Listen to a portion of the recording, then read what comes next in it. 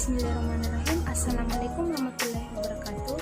Perkenalkan, nama saya Olivia, NIM 10771111620, kelas AK20D, jurusan akuntansi, Fakultas Ekonomi dan Bisnis.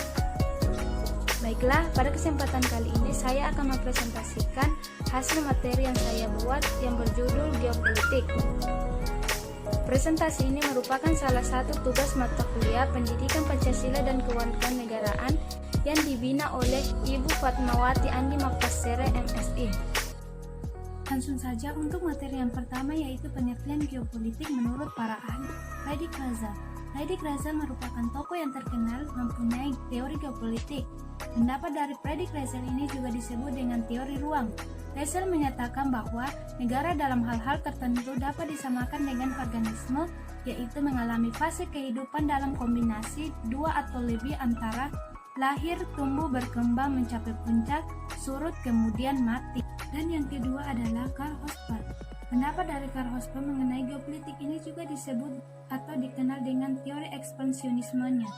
Karl Hosper dalam teori ekspansionismenya mengajarkan pahaman geopolitik ini sebagai ajaran ekspansionisme dalam bentuk politik geografi yang mempunyai titik berat pada persoalan-persoalan strategi perbatasan ruang hidup dari bangsa dan juga tekanan rasial. Yang ketiga yaitu Sir Hal Maskender. Maskender ini merupakan penganut teori kekuatan yang mencetuskan wawasan benua sebagai konsep pengembangan kekuatan darat. Teorinya menyatakan bahwa barang siapa menguasai daerah jantung atau headland, yaitu benua di dunia seperti Eropa, Asia, akan dapat menguasai pulau-pulau dunia dan akhirnya akan menjadi penguasa dunia. Dan yang keempat yaitu Rudolf Giesecke. Rudolf Giesecke adalah seorang ilmuwan politik yang berasal dari Swedia pada masa awal abad ke-20. Menurut Rudolf Giesecke, geopolitik adalah suatu seni dan juga praktek penggunaan kekuasaan politik atas suatu wilayah tertentu. Pengertian wawasan Nusantara secara umum, yaitu secara etimologis dan menurut para ahli.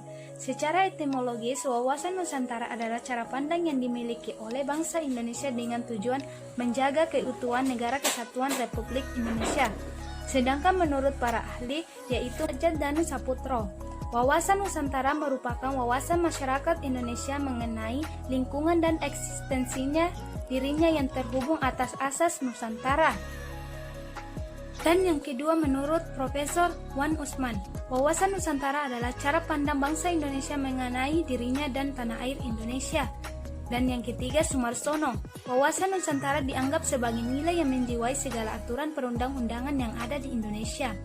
Dan yang keempat Samsul Wahidin, wawasan Nusantara adalah sekumpulan cara yang mencakup cara pandang, menghayati, memahami, bertindak, serta berpikir sebagai bangsa Indonesia.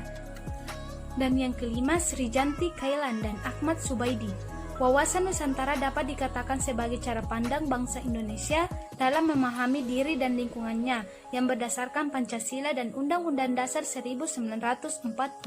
Jadi, wawasan Nusantara adalah sudut pandang geopolitik Indonesia secara mendasar. Secara harfiah, wawasan Nusantara berarti konsep kepulauan secara kontekstual.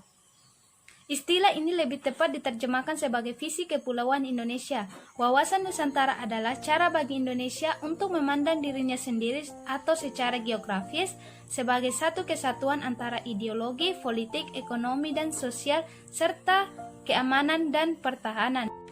Unsur-unsur dasar wawasan Nusantara yaitu wujud wilayah. Batas ruang lingkup wilayah Nusantara ditentukan oleh lautan yang di dalamnya terdapat gugusan ribuan pulau yang saling dihubungkan oleh perairan. Oleh karena itu, Nusantara dibatasi oleh lautan, daratan, serta dihubungkan oleh perairan di dalamnya. Dan yang kedua yaitu tata inti organisasi. Bangsa Indonesia, tata inti organisasi negara didasarkan pada Undang-Undang Dasar 1945 yang menyangkut bentuk dan kedaulatan, bernegara, kekuasaan pemerintahan, sistem pemerintahan, dan sistem perwakilan. Negara Indonesia adalah negara kesatuan yang berbentuk republik. Dan yang ketiga adalah tata kelengkapan organisasi. Wujud tata kelengkapan organisasi adalah kesadaran politik dan kesadaran bernegara yang harus dimiliki oleh seluruh rakyat yang mencakup partai politik, golongan, dan organisasi masyarakat dan kalangan persatuan seluruh aparatur negara. Yang keempat adalah isi wawasan Nusantara. Isi adalah aspirasi bangsa yang berkembang di masyarakat dan cita-cita serta tujuan nasional yang terdapat pada pembukaan Undang-Undang Dasar 1945. Implementasi wawasan Nusantara. Beberapa implementasi wawasan Nusantara dalam kehidupan politik, ekonomi, sosial, budaya, dan pertahanan keamanan Negara Kesatuan Republik Indonesia antara lain. Yang pertama, implementasi wawasan Nusantara dalam kehidupan politik akan menciptakan iklim penyelenggaraan negara yang sehat dan dinamis. Yang kedua, implementasi wawasan Nusantara dalam kehidupan ekonomi akan menciptakan tatanan ekonomi yang benar-benar menjamin pemenuhan dan peningkatan kesejahteraan dan kemakmuran secara adil dan merata.